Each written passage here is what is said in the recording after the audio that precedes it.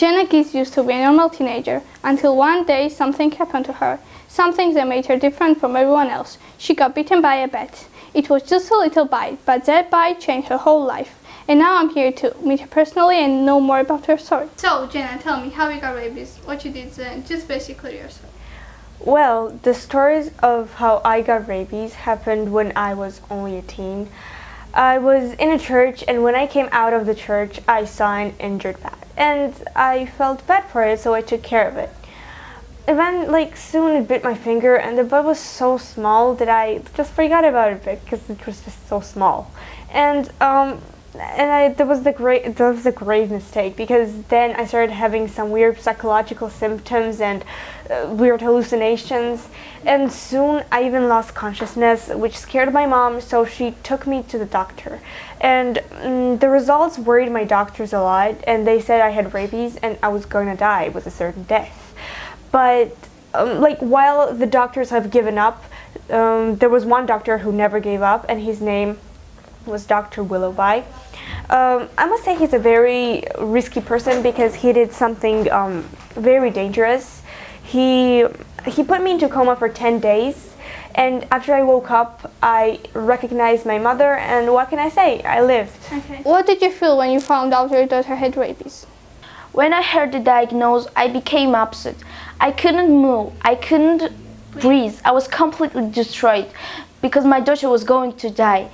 I thought it was the end. Then I remembered the bite and started blaming myself.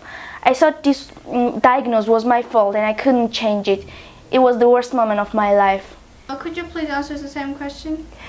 Yeah, well, when I found out I had rabies, my heart shattered into millions of tiny pieces. It was really weird for me because my life was going to end and I had nothing to do about it. It was kind of my fault also.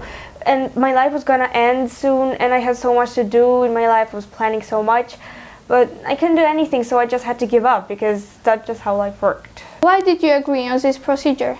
Even though this procedure was really dangerous, it was also the only way to save Gina's life. She was facing death, so I thought it was worth trying. Were there any risks that this procedure contained? Putting someone in coma, as doctor explained to me, is very dangerous because the person might never wake up. Also, it could have caused brain damage. It was low possibility of waking up again, so it was quite a risk. What are your plans for the future? Well, I really want to spend some time with my friends because they've all been there for me, and I'm really grateful for having such amazing friends.